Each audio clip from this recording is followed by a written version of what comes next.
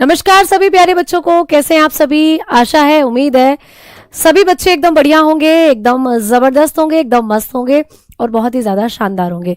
तो सभी प्यारे साथियों को गुड इवनिंग, सभी प्यारे बच्चों को नमस्कार, सभी प्यारे बच्चों को जय हिंद जय भारत और सभी प्यारे बच्चों को प्रणाम। आप सभी अपना हालचाल कमेंट सेक्शन में जैसे बताते हैं उसी तरीके से बता सकते हैं और ये भी क्लियर कर सकते हैं कि क्या आप लोग मुझे सुन पा रहे हो, क्या आप लोगों को मेरी आवाज आ रही है। यदि हाँ, अगर आप मुझे सुन पा रहे हैं, आप लोग मुझे देख पा रहे हैं तो थम्स अप कर दीजिए कमेंट सेक्शन में और उसके बाद मैं अपनी क्लास को शुरू कर रही हूँ। तो सभी प्यारे बच्चे जो भी क्लास के साथ हमारे साथ जुड़ रहे हैं वो एक बार थम्स अप कर दीजिए और सभी को हमारा प्रणाम है, हाथ जोड़कर आप सभी को नमन है और आप सभी बच्चों को ढेरों आशीर्वाद और ढेर सारा प्यार। आप मेहनत करें और मेहनत जरूर आपकी सफल होगी, देख लेना। और आप लोगों का जो एम है, आप लोगों ने जो एम बनाया है किसी भी सरकारी नौकरी में सेलेक्ट होने का, वो जरूर आप लोगों का एम पूरा होगा। आप अपने गोल को अचीव जरूर करेंगे, ऐसी हमारी शुभकामनाएं आप सभी बच्चों के लिए। ठीक है भाई, तो ऑल ओके है, सब कुछ सही चल रहा है, क्लास एकदम आपको सही दिख रही है। चलो आओ, अब आ जाओ, आगे बात करते हैं। तो टॉपिक हम लोगों का चल रहा है डाइजेस्टिव सिस्टम। टॉपिक हमारा चल रहा है डाइजेस्टिव सिस्टम, जिसको हम कहते हैं पाचन तंत्र। तो बात हमारी पाचन तंत्र की चल रही थी कल की क्लास में, और मैंने कहा था कि जब भी आपके शरीर के अंदर भोजन के बड़े बड़े पार्टिकल जो हैं ये छोटे छोटे अणुओं में टूटते हैं, इसी को हम लोग कहते हैं पाचन, इसी को हम लोग कहते हैं प्यारे बच्चे डाइजेशन। कल आपने सारी चीजें बहुत अच्छे से पढ़ ली थी। कई दिनों बाद दर्शन हुए। नहीं भैया, क्लास तो हमारी कल भी हुई थी, क्लास तो हमारी परसों भी हुई थी। अब तुम कहाँ गायब थे ये मुझे नहीं पता, लेकिन दर्शन तो मैं रोज देती हूँ आप लोगों को। ठीक है, चलो आओ, अब हम आगे बात करते हैं। अब हम लोग पढ़ाते हैं आपको आपका पाचन तंत्र। तो कल की क्लास में मैंने आपको पाचन तंत्र से संबंधित 5 चरणों के बारे में बताया था। ठीक है, आप पढ़ रहे थे 5 स्टेप्स, और ये 5 स्टेप्स मैंने कहा था कि हम लोगों को बहुत अच्छे से पढ़ने हैं, क्योंकि ये आपको एग्जामिनेशन में पूछे जाते हैं। ठीक है, तो आप लोग अब आ जाइए, रेडी हो जाइए। सबसे पहले हम लोग इन 5 स्टेप्स को लिखेंगे और इन 5 चरणों में क्या कुछ होता है वो समझेंगे, और इन 5 चरणों से कैसे प्रश्न बनता है पेपर में वो भी हम लोग करेंगे। ठीक है, चलिए भाई आ जाओ। तो 5 चरणों की बात करें तो सबसे पहला होता है इंजेशन। मैंने कल की क्लास में आपको लिखाया था इंजेशन, जिसको कहते हैं अंतःग्रहण, है ना, अंतःग्रहण। चलो बहुत बढ़िया। दूसरा जो बेटा स्टेप होता है जिसको कहते हो डाइजेशन, जिसको हम लोग कहते हैं डाइजेशन, यानी कि इसको हम लोग कहते हैं पाचन। ठीक है मैम, जो तीसरे नंबर पर स्टेप आता है, पाचन के 5 चरण होते हैं, मैंने आपको कल बताया था, है ना। अब पाचन के जो 5 चरण है, मैम शरीर में कितनी मेरु तंत्रिकाएं होती हैं बेटा? 31 जोड़ी होती है, 31 जोड़ी। ठीक है, हाँ जी, जो बुक आपकी 22 तारीख में लॉन्च हो रही है बायलिंगुअल है, बिल्कुल। आप लोग उसमें जो हेडिंग से आप लोगों की जो टर्मिनोलॉजी है, जो डिफिकल्ट है हिंदी में, आप उनको कर सकते हो। ठीक है, इंग्लिश में भी बुक के द्वारा। तो आ जाओ, अब हम पढ़ रहे हैं कि मैम तीसरा जो चरण होता है ये होता है एब्जॉर्प्शन। क्या होता है बच्चा? एब्जॉर्प्शन, यानी कि जिसको कहते हो अवशोषण। भाई आपको पता है ना, जैसे कि कोई भी, आप क्या खाते हो? आप खाते हो रस, खाते हैं ना रस चाय के साथ, बिस्किट खाते हैं चाय के साथ। तो जैसे ही बिस्किट को चाय में डुबोते हैं तो चाय बिस्किट को एब्जॉर्ब कर, जो बिस्किट है वो चाय को एब्जॉर्ब कर लेता है और फिर उसको तुम खा लेते हो। जैसे आपने ब्रेड खाया है कभी? ब्रेड को हम लोग क्या करते हैं? चाय में डिप करते हैं, तो ब्रेड चाय को एब्जॉर्ब कर लेता है और उसको फिर तुम खाते हो। तो एब्जॉर्प्शन का मतलब है किसी चीज को सोखना, किसी चीज का एब्जॉर्प्शन करना। तो आपके शरीर के अंदर जो आप खाना खाते हो, उस खाने में जो पोषक पदार्थ होते हैं उनका एब्जॉर्प्शन भी होता है। तो पढ़ेंगे कहाँ होता है? ठीक है मैम, फिजिक्स का न्यूमेरिकल भी रहेगा बुक में बेटा, बिल्कुल रहेगा। बायो, केमिस्ट्री और फिजिक्स, केमिस्ट्री के भी न्यूमेरिकल रहेंगे बेटा। बायो के अंदर डायग्राम भी रहेंगे आप लोगों के, सारी चीजें मिलेंगी आप लोगों को। ठीक है, चलो आओ आगे बात करते हैं। और मैम 4th नंबर पर जो चरण होता है जिसको कहते हैं एसिमिलेशन, बहुत इंपॉर्टेंट है। एसिमिलेशन बहुत इंपॉर्टेंट हो जाता है, जिसको कहा जाता है स्वांगीकरण। स्वांगीकरण, तो चलिए एक एक करके सबको पढ़ते हैं। मैम 4 हो गए। 5वां चरण कौन सा होता है? तो डीफिकेशन। पांचवा चरण होता है भाई डीफिकेशन। डीफिकेशन जिसको आप लोग एक और नाम से जानते हो, इसी को एक्सक्रीशन भी कहते हो, इसी को आप लोग एक्सक्रीशन भी कहते हो, ठीक है। उत्सर्जन हिंदी में क्या कहते हैं, उत्सर्जन कहते हैं। तो आइए अब एक एक करके इन पांचों चरणों को पढ़ा जाए। बड़ा ध्यान से समझना बेटा, देखो रटना बिल्कुल नहीं है। मैं हमेशा कहती हूं एक के बाद एक प्रोसेस होता है ना, हमेशा सीक्वेंस में याद करना है इनको। ऐसा नहीं है कि एसिमिलेशन पहले आ जाएगा, डाइजेशन चौथे नंबर पर आ जाएगा, या डिफिकेशन पहले हो जाएगा, या भैया प्यारे बच्चों एब्जॉर्प्शन जो है वो लास्ट वाले नंबर पर आ जाएगा। नहीं, ये चरण हमेशा सीक्वेंस में याद करने हैं। पहले नंबर पर इजेशन ही आएगा, फिर उसके बाद आता है डाइजेशन यानी पाचन, उसके बाद आता है अवशोषण, और उसके बाद आता है प्यारे बच्चे स्वांगीकरण, और पांचवें नंबर पर सबसे अंत में आता है डिफिकेशन। अब आपको पेपर में यहां से जो क्वेश्चन बनेंगे वो ये बनेंगे कि पाचन की प्रक्रिया में सबसे पहला चरण कौन सा है, ये चार ऑप्शन बनाकर दे देगा। तो पाचन की प्रक्रिया का सबसे पहला चरण आपको पता है इंजेशन है, क्योंकि मैंने ये पहले नंबर पे लिखा है। तो आंसर करके आओगे इजेशन, ठीक है। आवाज थोड़ी तेज आ रही है तो बेटा कम कर लो, मोबाइल फोन में आवाज कम करने का साउंड भी है, ठीक है। अब देखो इधर, अगर आपको कहे कि डाइजेशन पाचन की प्रक्रिया में जो दूसरा चरण है वो क्या होगा, तो आप लोग बताएंगे कि दूसरा चरण होता है पाचन का, तीसरा चरण क्या होगा, एब्जॉर्प्शन होगा, अवशोषण, चौथा चरण क्या होगा, एसिमिलेशन, और अंतिम चरण क्या होगा, तो डिफिकेशन। एक तो ऐसे क्वेश्चन बनेगा, ठीक है। क्विज सैटरडे को होती है बेटा, और जहां आप लोग क्लास लेते हो ना, रिकॉर्डेड क्लास या जहां आपकी क्लास चलती है, वही क्विज मिलती है आप लोगों को, ठीक। आ जाओ बेटा, थ्योरी बुक ही है आप लोगों की, रेलवे विज्ञान जो है वो थ्योरी बुक ही है ना। 22 फरवरी को लॉन्च होगी, हाँ जी बिल्कुल। आओ अब आगे बात करते हैं कि मैम यहां पर जो अंतःग्रहण है इसके बारे में समझाओ कि ये क्या है। तो बेटा मैंने कहा था कि भोजन को ग्रहण करना।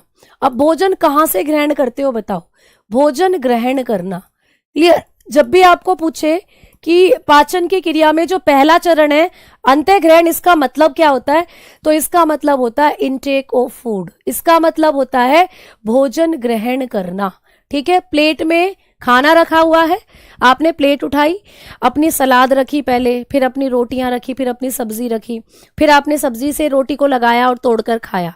तो जब आप रोटी को मुंह में डाल रहे हो ये हो जाता है आपका अंतःग्रहण। अंतः का मतलब अंदर और ग्रहण मतलब ग्रहण करना।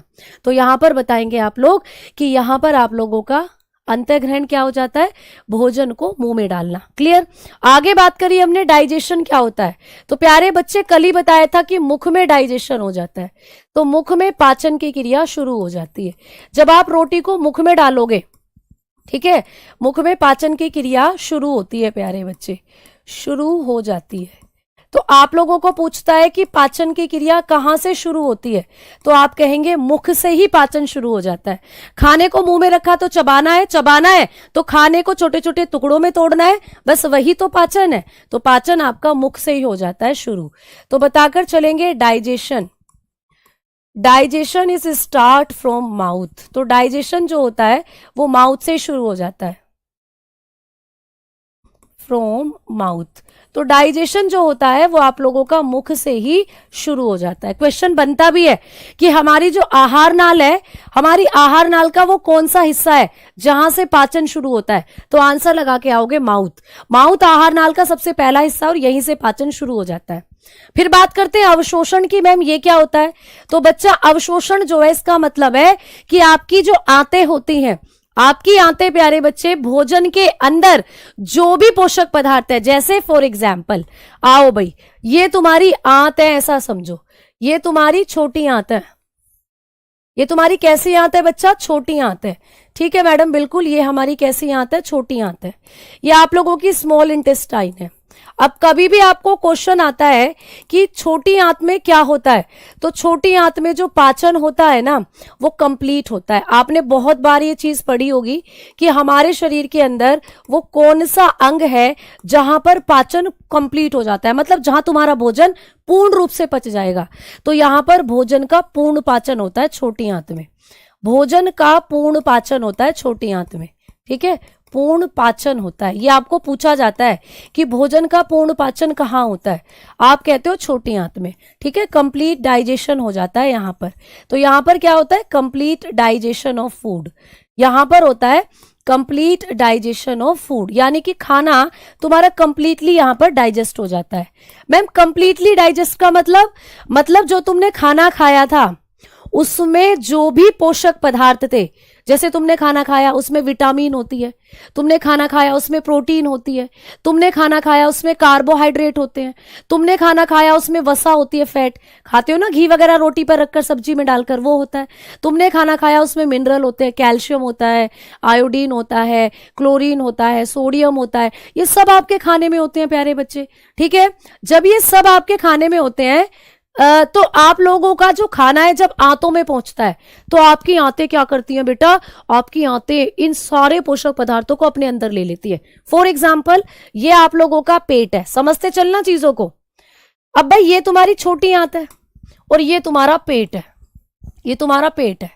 तो तुम्हारे पेट के अंदर मान लो ये खाना रखा हुआ है, तो ये खाना ऐसे पेट से निकलकर तुम्हारी छोटी आंत में जाता है। अब छोटी आंत में जाकर ये खाना क्या करेगा बेटा, छोटी आंत के अंदर होती है ऐसे ऐसे उंगली के जैसी संरचनाएं। तुम्हारी जो छोटी आंत है इसमें पाई जाती है तुम्हारी उंगली की जैसी संरचनाएं। मैम इन्हें क्या कहते हैं, तो ये अंगुली के समान संरचनाएं हैं। क्या है, जैसे कोई अंगुली होती है, ये अंगुली के समान होती है, फिंगर लाइक स्ट्रक्चर है, अंगुली के समान संरचना है प्यारे बच्चे। ये मैम इनको क्या कहा जाता है, तो इनको कहते हैं फिंगर लाइक स्ट्रक्चर। ये है फिंगर की तरह, जैसे आपकी उंगलियां होती हैं ये ऐसी हैं प्यारे बच्चे। तो मैम इनका नाम क्या है, इनको कहते हैं विली, इनको कहा जाता है विली। क्या कहते हैं इनको, इनको कहा जाता है विली, है ना। और हिंदी में कहते हैं रसांकुर, हिंदी में इनको रसांकुर कह देते हैं। तो प्यारे बच्चे ये जो उंगली की जैसी संरचनाएं है ना, यही खाने के अंदर जो कार्बोहाइड्रेट होता है, यही खाने में जो प्रोटीन होता है, यही खाने में जो विटामिन होता है, कैल्शियम होता है, सारे जितने भी पोषक पदार्थ तुम्हारे खाने में है वो इनके अंदर चले जाते हैं। तो मान लो यहां पर आपका विटामिन आ गया, यहां पर आपका कार्बोहाइड्रेट, यहां पर कैल्शियम, यहां पर फैट आ गया, यहां पर कार्बोहाइड्रेट। तो कहने की बात है खाने में जितने भी पोषक पदार्थ थे वो सब इनके अंदर चले जाते हैं। तो ये सारे पोषक पदार्थों को अपने अंदर अवशोषित कर लेती है। तो सारे जितने भी खाने के अंदर न्यूट्रिएंट्स थे वो सब यहां पर एब्जॉर्ब हो जाते हैं। तो न्यूट्रिएंट कहां एब्जॉर्ब हुए, आप कहोगे हमारी छोटी आंत में, और छोटी आंत की कौन सी संरचना में, विलाई में। तो प्यारे बच्चे इसी क्रिया को कहते हो आप लोग एब्जॉर्प्शन, क्योंकि यहां पर सारे पोषक पदार्थ आपके अवशोषित हो रहे हैं। तो छोटी आंत में इसीलिए कहते हैं कि भोजन का संपूर्ण पाचन हो गया, क्योंकि भोजन में जितने भी पोषक पदार्थ थे वो इतने छोटे छोटे पार्टिकल में टूट जाते हैं कि उंगली, ये जो उंगली जैसी संरचना है इनके अंदर जाकर समा जाते हैं। यानी आपकी छोटी आंत के अंदर जो ये उंगलियां हैं विलाई, ये अवशोषण कर लेती हैं किसका, पोषक पदार्थों का। तो इसी प्रक्रिया को कहा जाता है एब्जॉर्प्शन, इसी प्रक्रिया को कहते हैं एब्जॉर्प्शन यानी अवशोषण। तो अवशोषण क्या होता है, छोटी आंत के द्वारा, लिख लेंगे छोटी आंत द्वारा, छोटी आंत के द्वारा पोषक पदार्थों का अवशोषण। तो सिंपल बात भैया, पोषक पदार्थ अवशोषित हो रहे हैं खाने में, और है क्या, खाने में पोषक पदार्थ ही तो है। तो भैया जब आपकी छोटी आंत पोषक पदार्थों का अवशोषण कर लेती है, ठीक है, तो इसी को तो कहा जाता है एब्जॉर्प्शन, इसी को तो कहते हैं अवशोषण। तो खाना तुम्हारे मुंह से पेट में जाएगा, पेट से छोटी आंत में जाएगा, और छोटी आंत में सारे पोषक पदार्थ आपकी छोटी आंत की विलाई, उंगली जैसी संरचनाओं में समा जाएंगे, अवशोषित हो जाएंगे। इसी को कहते हैं अवशोषण, यानी कि एब्जॉर्प्शन लिखेंगे इंग्लिश में, absorption of nutrient, absorption of nutrients, absorption of nutrient by small intestine. तो आपको ना ऐसे भी पूछ सकता है कि जो भोजन के अवशोषण की प्रक्रिया है वो कहाँ होती है हमारे शरीर में। ये अवशोषण का जो प्रोसीजर है, ये तीसरा जो स्टेप है, ये कहाँ होता है हमारे शरीर में, तो आप कहोगे आपकी छोटी आंत में होता है अवशोषण। भोजन से पोषक पदार्थों का अवशोषण आपकी स्मॉल इंटेस्टाइन में होता है, ठीक है। छोटी आंत के 3 भाग हैं, अभी मैं छोटी आंत आपको डिटेल में जब पढ़ाऊंगी तो बिल्कुल उनके बारे में समझाऊंगी, ठीक है। मैम आज आपके बारे में घन अध्ययन किया हूं। अच्छा प्रदीप यादव जी, क्या अध्ययन करे हो मुझे भी बता दो थोड़ा सा, मुझे भी तो पता चले। ठीक है, बायो से कितने नंबर के क्वेश्चन आएंगे बेटा? 8 से 9 क्वेश्चन आएंगे आपके बायो के। ठीक है, चलो तो आओ अब आगे बात करते हैं। तो आपने पढ़ा कि अवशोषण की क्रिया भी खत्म आपकी आंतों में। अब क्या होगा? ये जो आंतें थी आप लोगों की, जिन्होंने पोषक पदार्थों को अपने अंदर ले लिया है, ये विलाई जैसी उंगली के समान जो संरचनाएं हैं, जिन्होंने सारे पोषक पदार्थों को सोख लिया है, जैसे ब्रेड चाय को सोख लेती है, वैसे ही इन्होंने सारे पोषक पदार्थों को सोख लिया है। अब ब्रेड ने जब चाय को सोखा तो उस ब्रेड को तो तुम खा जाते हो, लेकिन मैम यहां क्या होगा? अब जब इन्होंने सारे पोषक पदार्थों को सोख लिया तो अब ये इन पोषक पदार्थों को कहां पहुंचाएंगी? इन पोषक पदार्थों को कहां घेरेंगी ले जाकर? तो इनकी दोस्ती रहती है ब्लड से, ये दोस्ती करके बैठी रहती है ब्लड से। इनसे ये ब्लड से, इनके नीचे ना ब्लड बहता रहता है ऐसे, इनके नीचे छोटी छोटी ब्लड वेसल्स बहती रहती हैं इस तरीके से। तो ये सारे पोषक पदार्थों को एब्जॉर्ब कर कर मिला देती हैं ब्लड में। ये क्या है बेटा? रक्त है, तुम्हारा ब्लड है।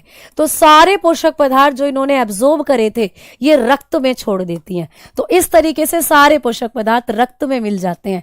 अब रक्त महाराज क्या करता है? सारे पोषक पदार्थों को बहाकर आपके कोशिकाओं तक ले जाता है, आपके ब्रेन में, आपकी हड्डियों में, आपकी किडनी में, आपके दिल में, आपके लीवर में, आपके फेफड़ों में, आपके शरीर की हर कोशिका के अंदर प्यारे बच्चे क्या करते हैं? सारे पोषक पदार्थों को ब्लड जो है पहुंचा देता है।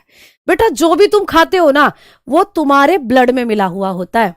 तुम्हारा ब्लड इतना कमाल का चीज है तुम्हारे शरीर में कि भैया जो भी तुम खाओगे वो ब्लड में निकलेगा जाकर।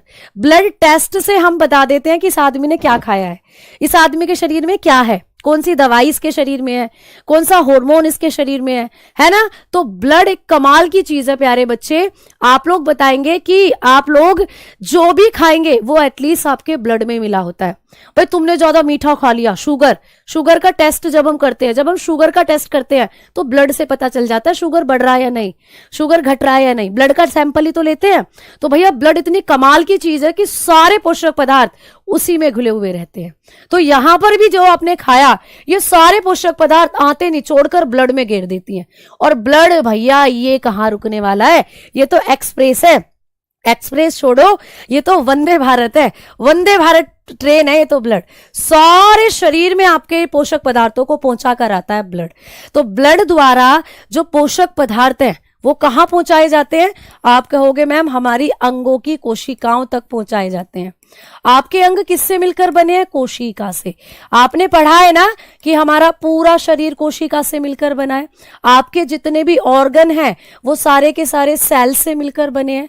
तो ये ब्लड क्या करेगा? सारे पोषक पदार्थों को इन सेल तक सप्लाई कर कर आ जाएगा और सारे पोषक पदार्थ कोशिका में पहुंच जाएंगे और कोशिका अपने आप को रिपेयर करेगी, कोशिका अपने आप की ग्रोथ करेगी। और जब तक आपकी कोशिकाएं ग्रोथ कर रही हैं आप भी ग्रोथ कर रहे हो। समझ में आ गई बात? ठीक है ना? क्लियर? अंकुश बेटा केमिस्ट्री की क्लास में क्या दिक्कत आ रही है ये बताओ। तो आप लोगों का ये जो खाना खाने का उद्देश्य था पूरा हो गया। क्योंकि खाने में क्यों कहते हैं तुमसे अच्छी अच्छी चीजें खाया करो? क्यों कहते हैं कि हमें छोटे बच्चों को हरी सब्जियां देनी चाहिए, हमें छोटे बच्चों को फल देने चाहिए? क्यों? क्योंकि जैसा खवाएंगे बच्चे को वैसे ही न्यूट्रिएंट बच्चों की सेल में पहुंचेंगे। अब जब सेल के पास अच्छा प्रोटीन, अच्छा कैल्शियम पहुंचेगा तो सेल अच्छे से रिपेयर करेंगी।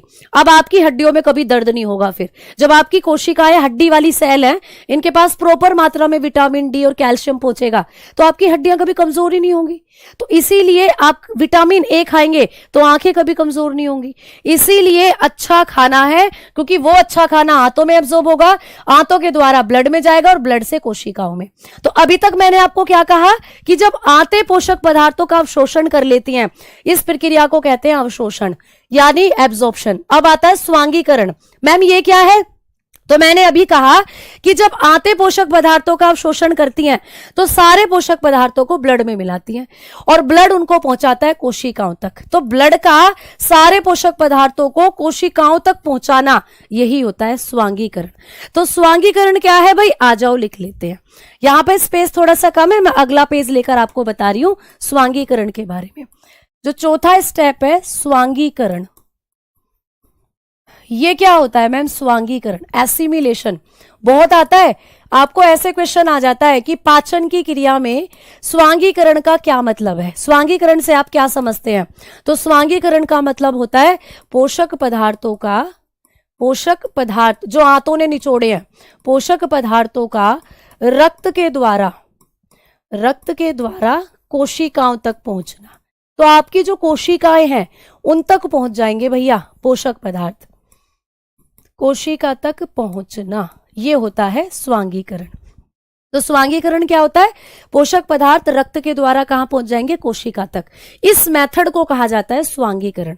तो लिखेंगे ट्रांसपोर्ट या ट्रांसफर न्यूट्रिएंट्स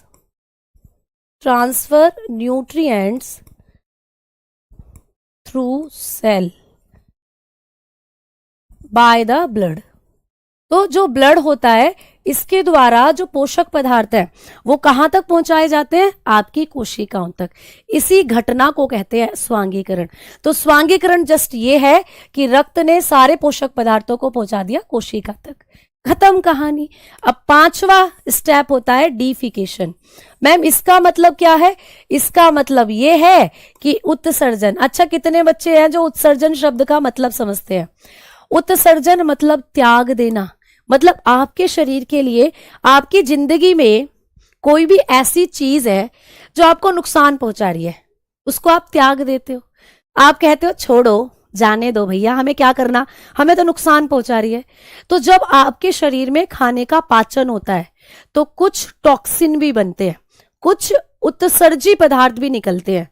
बस जब आप उनको बाहर निकालते हो वही होता है उत्सर्जन। जैसे सारे बच्चे पोटी करते हैं, पोटी यानी मल, बिल्कुल देखो लिख रहे हैं आशीष पोटी, बिल्कुल। तो जब आपकी पोटी कैसे बनती है बताओ, जब तुम खाना खाते हो तभी तो पोटी बनती है। तुम्हें मैं 10 दिन कोई खाना ही ना दूं तो तुम्हारी पोटी भी नहीं आएगी। तो मैम पोटी कहां से बनती है, वो पोटी तो होता है खाने का जो वेस्ट होता है, जो आपने चीजें खाई है उसमें से अच्छी अच्छी चीजें तो विलाई में गई, उंगली जैसी संरचनाओं में, ब्लड में चली गई, ब्लड में गई तो भैया आपकी कोशिकाओं में गई। अब बचा वेस्ट, जैसे फॉर एग्जाम्पल जब आप जूस निकालते हो, तो सारा का सारा आपका अच्छा प्रोडक्ट ही निकलता है क्या जूस में, या कुछ वेस्ट भी निकलता है। तो कहोगे मैम बिल्कुल। जब हम जूस निकालते हैं, मान लीजिए संतरे का जूस निकाला, तो जूस निकालकर तो ग्लास में आ गया, उसको आपने पी लिया, लेकिन जो कचरा बचा जूस निकलने के बाद उसको तुम फेंक देते हो। तो वैसे ही जब आपके बॉडी के अंदर डाइजेशन होता है तो जो पोषक पदार्थ हैं वो निचुड़कर आपकी विलाई में आ जाते हैं, आपकी विलाई में आ गए और विलाई से ब्लड में मिल गए, ठीक है। अब जो कचरा बचा वो आपकी बड़ी आंत में आ जाता है, और बड़ी आंत से मल के रूप में बाहर, है ना, जो मल त्यागते हो तुम। तो उत्सर्जन का मतलब क्या होता है, आप लोग बोलोगे अपशिष्ट पदार्थों को त्यागना या उत्सर्जी पदार्थों को बाहर निकालना। उत्सर्जी पदार्थों को शरीर से बाहर निकालना, अपने शरीर से बाहर निकाल देते हो, क्लियर। तो ये होता है प्यारे बच्चे उत्सर्जन, क्लियर। तो अपशिष्ट पदार्थों को या उत्सर्जी पदार्थों को शरीर से बाहर निकालने की क्रिया ये होती है उत्सर्जन। तो आप लोग बताकर चलते हो removal of waste from the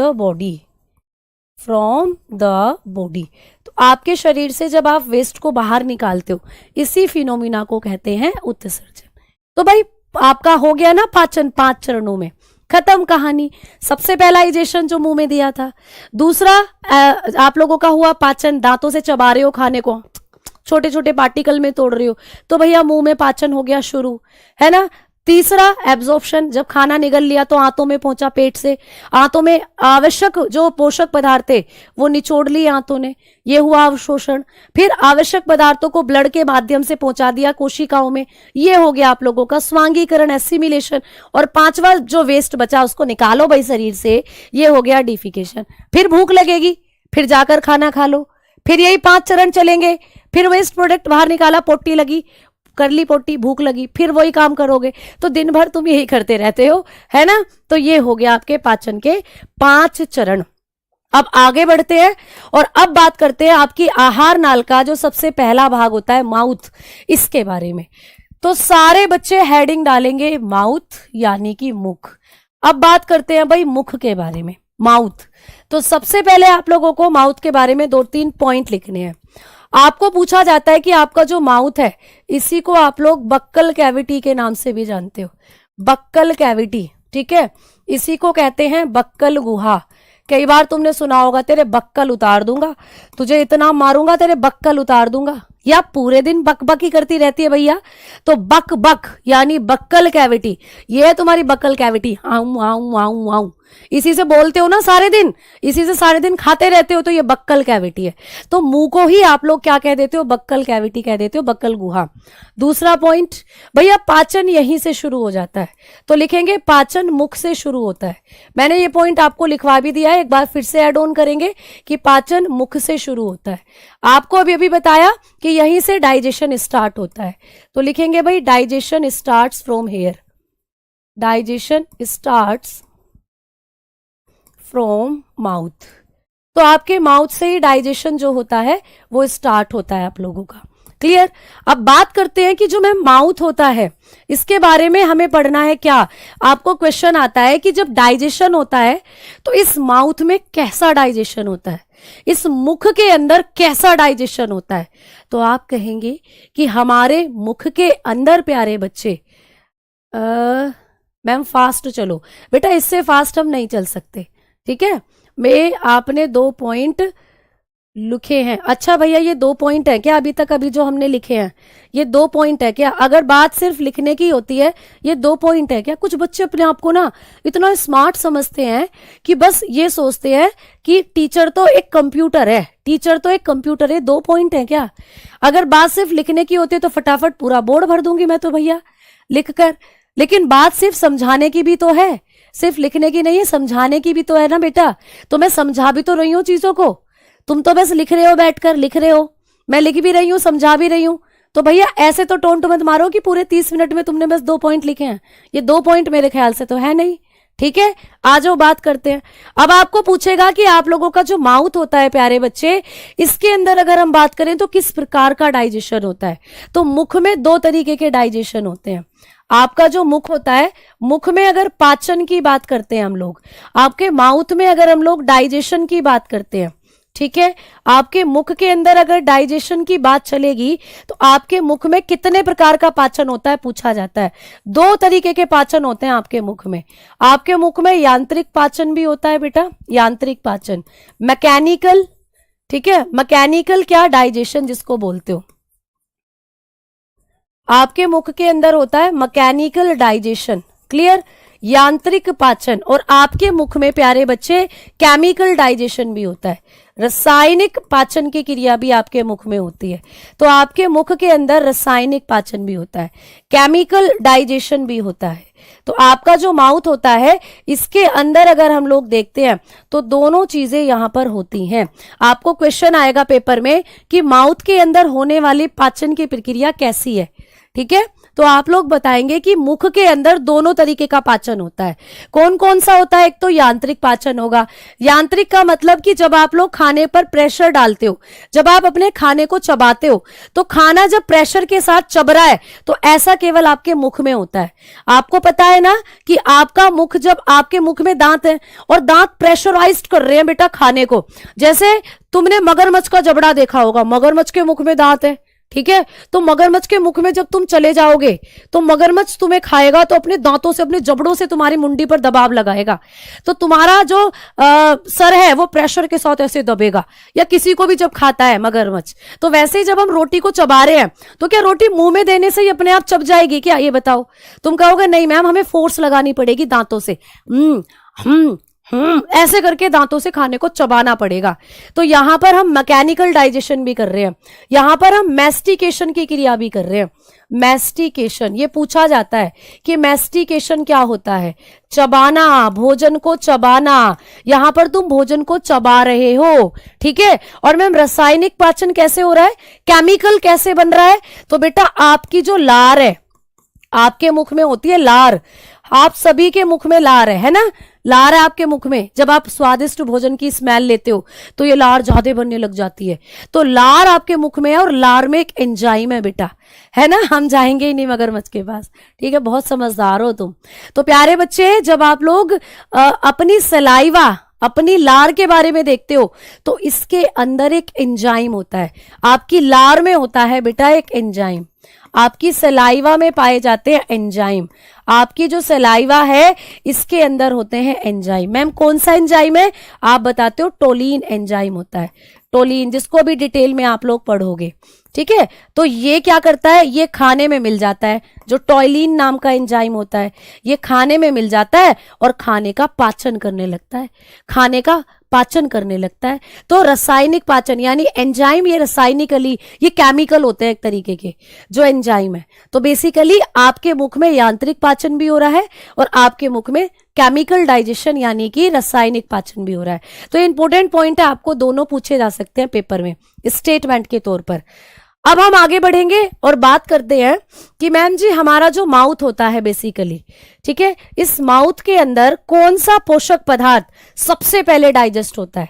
जैसे ही तुमने खाना खाया और खाने के अंदर जब खाना मुंह में रखा तो ऐसा भोजन में कौन सा पोषक पदार्थ था जो सबसे पहले डाइजेस्ट हुआ? ठीक है संजीत, मैं आपके कमेंट पढ़ रही हूं बेटा। तो फोर्थ पॉइंट होगा कि मुख में कार्बोहाइड्रेट का पाचन सबसे पहले होता है। मुख में सर्वप्रथम, मुख जो होता है इसके अंदर सर्वप्रथम कार्बोहाइड्रेट का पाचन होता है, कार्बोहाइड्रेट का पाचन होता है। तो ये भी आपको पूछा जाता है कि हमारा जो मुख होता है इसमें सबसे पहले कौन से पोषक पदार्थ का पाचन होता है? तो आपके माउथ में फर्स्टली जो डाइजेस्ट होने वाला न्यूट्रिएंट है वो होता है कार्बोहाइड्रेट। तो बताएंगे कार्बोहाइड्रेट, बताकर चलते हैं, carbohydrate digest first in mouth. तो प्रथम पचने वाला जो पोषक पदार्थ है आपके मुख के अंदर वो होता है कार्बोहाइड्रेट। कार्बोहाइड्रेट सबसे पहले पचता है प्यारे बच्चे आपके मुख में। ठीक है, क्यों? क्योंकि ये जो टोलिन है ये कार्बोहाइड्रेट पर ही क्रिया करता है, ये कार्बोहाइड्रेट ही पसंद है इसको, ये कार्बोहाइड्रेट को ही तोड़ने का काम करता है। ठीक है, लाइसोजाइम भी पाया जाएगा, अभी मैंने कहा सलाइवा के बारे में अभी बताऊंगी, अभी आप समझो। ठीक है, चलो, तो ये आपने चीजें करी कि आपका मुख जो है इसमें यांत्रिक पाचन है। यांत्रिक पाचन का मतलब जब हम प्रेशर डालकर खाने को चबा रहे हैं, तो जब आप अपने दांतों से खाने को चबाते हो, आपके ऊपर भी दांत है, आपके नीचे भी दांत है मुंह में, तो खाना जब बीच में आ जाता है दोनों दांतों के तो प्रेशर पड़ता है ऐसे, तो इसको कहते हैं यांत्रिक पाचन, मैकेनिकल डाइजेशन। तो जिससे आपके भोजन का मैस्टिकेशन होगा, भोजन को चबाना। और बेटा दूसरा रासायनिक पाचन भी मुंह में होता है, क्योंकि मुख के अंदर एंजाइम बनते हैं लार में, और लार में होता है टोलिन एंजाइम जो खाने में मिलता है और खाने का पाचन करना शुरू करता है, और यही टोलिन कार्बोहाइड्रेट का पाचन करता है। तो मुख के बारे में ये पॉइंट आपने लिखे। आ जाओ बात करते हैं कि मुख में और कौन कौन सी इंपॉर्टेंट चीजें हैं जो पाई जाती है। 5वें नंबर पर बात करेंगे कि आपका जो मुख होता है इसमें प्यारे बच्चे 3 पार्ट होते हैं आपके मुख के। आपके मुख में आपको मिलती है दांत, सभी के मुख में दांत है भाई। आपके मुख में आप लोगों को मिलती है जीभ, टंग जिसको आप लोग बोलते हो, सभी के मुख में टंग भी है भाई, जीभ भी है। और आपका जो मुख होता है इसके अंदर पाई जाती है सलाइवा यानी कि लार। ठीक है, तो आइए अब एक एक करके इन कॉन्सेप्ट को क्लियर करते हैं। आपके मुख में है दांत, आपके मुख में है जीभ, आपके मुख में है लार।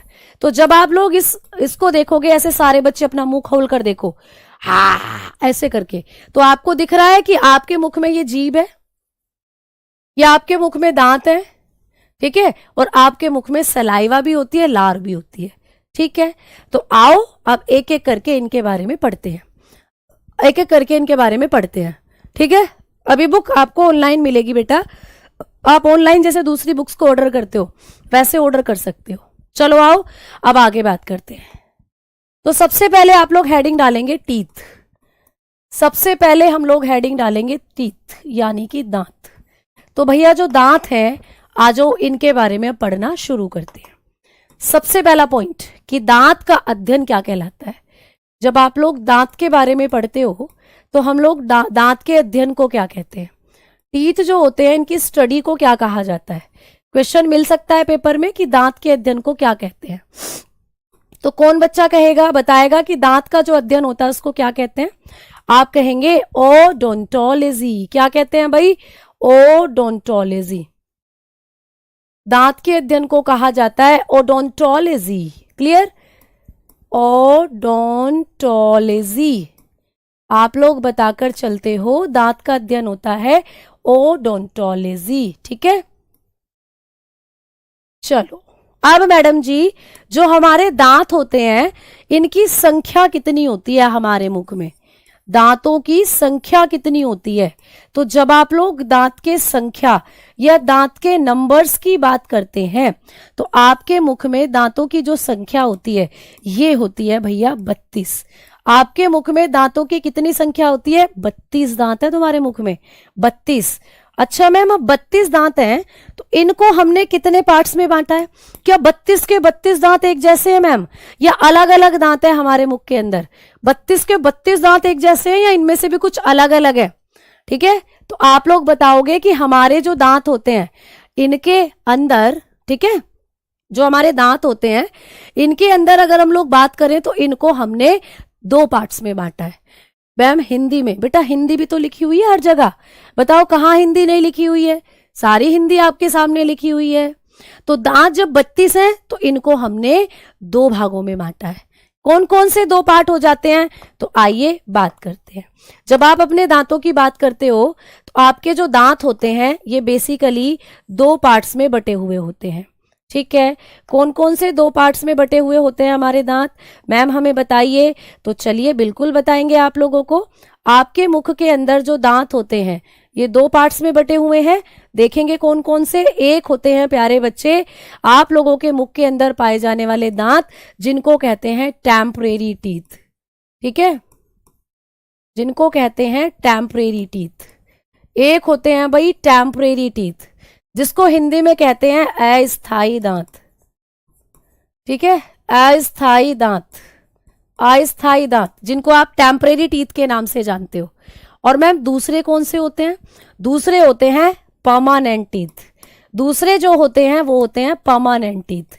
दूसरे हो जाते हैं भाई परमानेंट टीथ। दूसरे हैं परमानेंट टीथ जिसको कहते हैं स्थायी दांत। तो दूसरे हो जाते हैं आप लोगों के स्थायी दांत।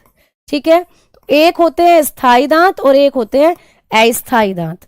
अब मैम दोनों में अंतर क्या है? तो पहले तो दोनों की संख्या पूछी जाती है। जो बेटा टेम्परेरी टीथ है आपके मुख में ये होते हैं, इनकी संख्या होती है 20। ये कितने होते हैं? 20 होते हैं। मैम परमानेंट टीथ जो है ये कितने होते हैं? 12। यानी आपके मुख में 32 दांत हैं, 32 में से 20 ऐसे दांत हैं जो जीवन काल में 2 बार निकले हैं आपको, जो जीवन काल में 2 बार निकले हैं बेटा। ठीक है अंकुश, बहुत बहुत शुक्रिया प्यारे बच्चे, बहुत बहुत धन्यवाद। हाथी के दांत, हाँ जी हाथी के दांत भी अभी बताऊंगी। ठीक है, चित्र में सभी पार्ट का नाम लिखें, उसे हिंदी में टाइप करवा दीजिए, बाद में समझ नहीं आता। बेटा जो चित्र में नाम है वो हिंदी में आप लोगों को मैं खुद बताती चलूंगी, आप बिल्कुल भी परेशान ना हो, इनका हिंदी में नाम मैं अभी आपको लिखवाऊंगी खुद। ठीक है, सुनो अब मेरी बात।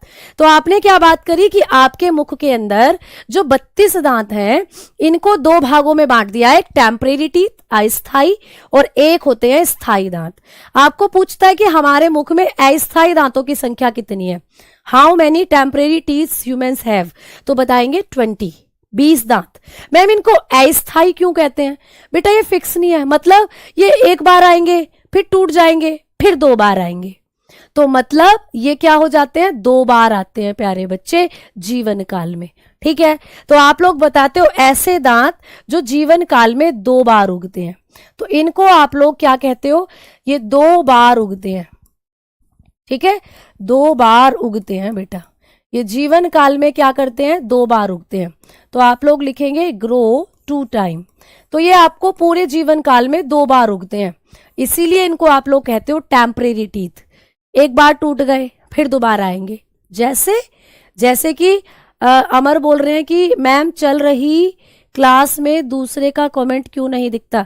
बेटा ये प्राइवेसी है, जिससे आप परेशान ना हो, अपनी पढ़ाई पर ध्यान दें, वरना आप उस पे यूट्यूब पर क्या करते हो आप प्यारे बच्चे, आप एक दूसरे के कमेंट्स में लगे रहते हो, ऐसे करते हो, हाय सोनिया, सोनिया दूसरी क्लास में मिली, hi Sonia, I love you, I hate you, तुम कहाँ से हो, तुम्हारा नंबर, ये इस काम में लगे रहते हो फिर तो। ठीक है, तो इसीलिए ये प्राइवेसी, अच्छे से पढ़ो, अच्छे से चीजों को समझो, पेपर क्लियर करके आओ। ठीक है, चलो अब हम लोग बात कर रहे हैं कि मैम एक बच्चे का शायद डाउट था, हाँ छोटी आंत का काम क्या होता है।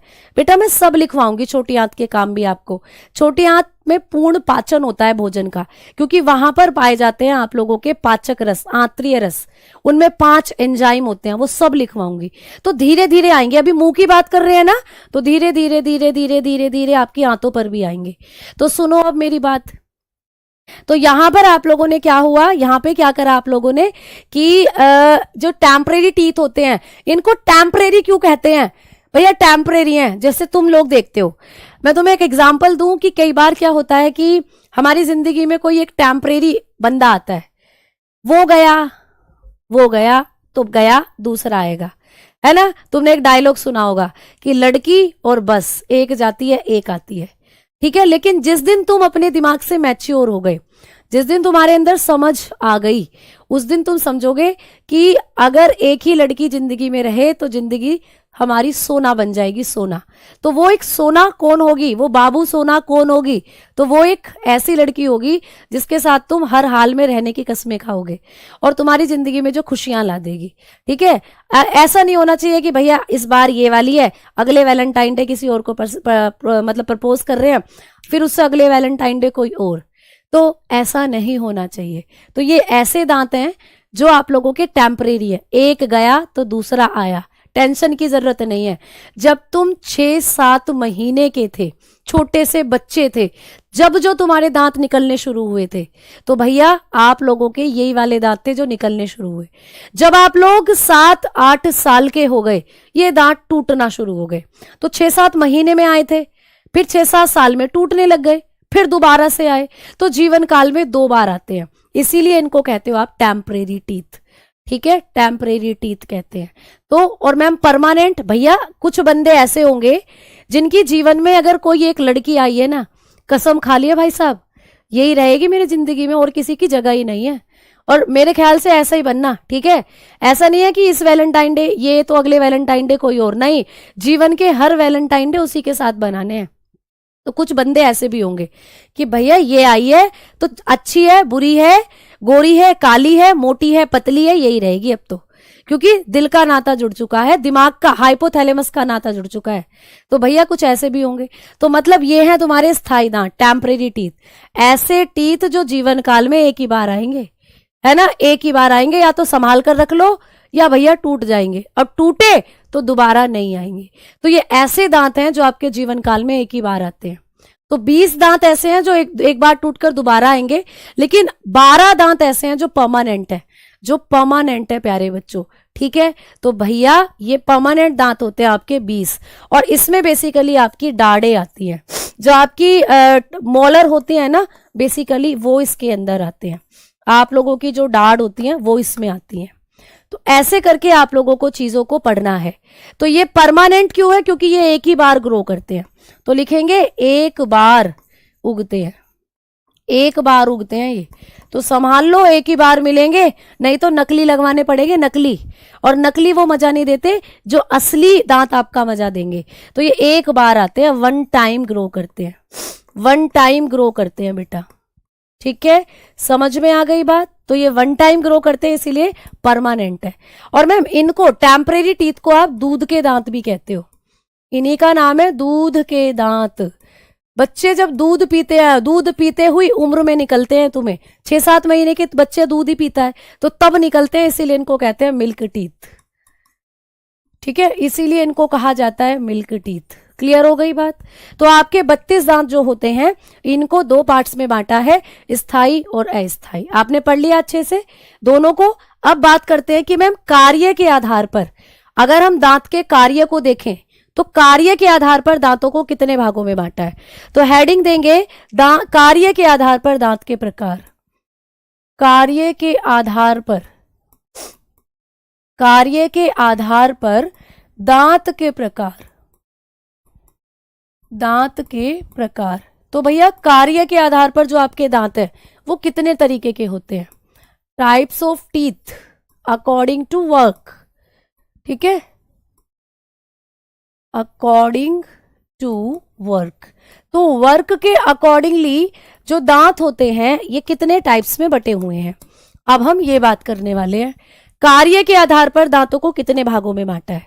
तो according to work teeth are divided into 4 part. तो जो टीथ होते हैं कार्य के अनुसार ये 4 पार्ट्स में डिवाइडेड है। कितने भागों में बटे हुए हैं? 4 प्रकार के होते हैं बेटा, कार्य के अनुसार जो दांत होते हैं 4 प्रकार के होते हैं। कौन कौन से होते हैं मैम? तो आइए बात करते हैं। सबसे पहले आप लोग बताएंगे, यहां भी देखो सीक्वेंस याद करना है आपको, ठीक है, यहां भी क्या करना है? सीक्वेंस याद करना है। जब्बर सिंह जी बहुत बहुत शुक्रिया भाई। अब देखो इधर